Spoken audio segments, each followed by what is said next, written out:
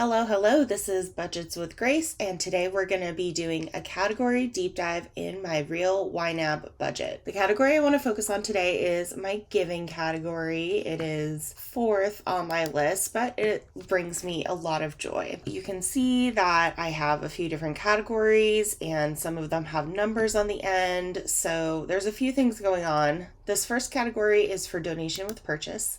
And this allows me to say yes at every point of purchase that asks me if I want to donate to whatever charity they're supporting. There is a crazy myth out there that says that you shouldn't donate at like your grocery store when they ask you to because they're actually using that as a tax deduction. That is not true. It goes straight from the transaction into the fund for that organization, and they do not count it as their donations because it's not counted as part of their income. So say yes to those. It does have an impact. Next, we have the Humane Society. This is where I adopted my beloved cats from, and it feels great to be able to support them monthly on the 5th. This is an automatic transaction. Next, there's FairVote Washington. I might have mentioned this before, but if you haven't heard of it, there is a voting system called ranked choice voting. I don't want to get on a huge rabbit hole to explain it, but essentially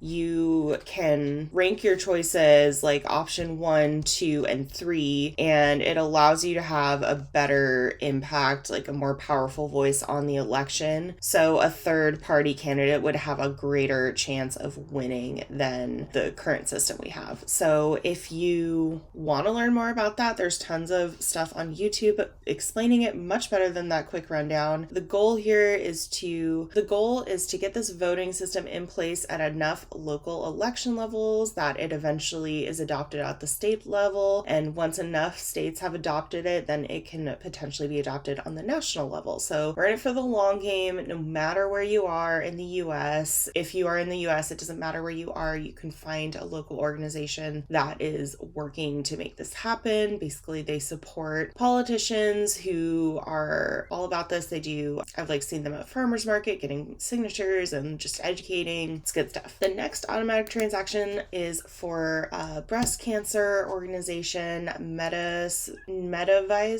and I donate to this organization because there's someone close to me that has been dealing with breast cancer, and this is one of the ways I'm choosing to support her journey. Next, we have the food bank. This is our local food bank, and again, it's monthly recurring, and I heard once a statistic that says like $100 can buy $1,000 of food at a food bank, and that's why it's more beneficial to the food bank to donate cash than to donate like cans of food. Not that food drives are unhelpful, just that there is more power they can get from those dollars because of the programs they have with local farmers and local food sources. So good stuff. And this category used to be much more extensive when I was kind of figuring it out, and by category I mean category group under giving. I just collapsed everything that wasn't recurring and put it into this other donation category. You can see I have $400 right now to drop on other donations that are not these specific organizations. And last but not least, we have 'Tis the Season, and this has been building all year long. My goal is to do some sort of big donation at the end of the year in December for something that will brighten somebody's holiday. And that's the deep dive on the actual giving category group and each category inside. Let's look quickly at reports and income versus expenses. I'm just going to narrow this down to giving. I started this budget in here actually in April, so I'll just focus in on that. All right, so we have donation with purchase. You see it doesn't come up very often, like just had $1 here, some change over here. Oh, what is that? Oh, it's total and average. Okay.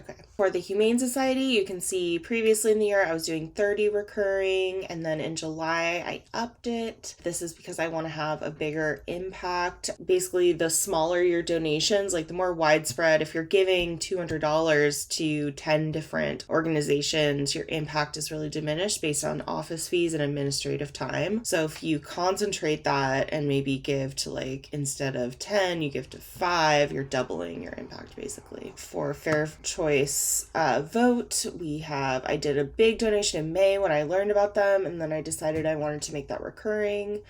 And I have done that so far. Breast cancer, I also recently learned about them just in August, so made that recurring. And then the food bank I've been doing strong, I believe, since January all year. For other donations, I gave to my alumni college department specifically.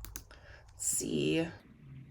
National Network of Abortion Funds. Obviously, in the wave of Roe v. Wade, I felt inclined to donate to that. That's what I have under my reports. I do have a little bit more than the total here because I don't have the first 3 months of this year in here, but I don't want to dive into that right now. This has been my category deep dive for giving, and I wanted to highlight this category group first because I never would have donated this much or even at all unless I started using YNAB and felt like I had the margin and bandwidth to include this in my budget. And it feels awesome to be making an impact on my local things as well as things that are close to home. Sentimentally, I mean that. I just said local and then close to home, but I mean more like the breast cancer that I know someone in my family that has been dealing with that. It just feels great. And I think if you start using YNAB, if you've always felt like you just didn't or completely unable to give because you didn't have any margin, like, you know, might be tight for a while. Like, I definitely worked on getting a month ahead first and getting a decent emergency fund before I started doing this, but eventually, like, you might feel like you are able to do this if you continue with it. So there's a free link in the description below. You can give it a try for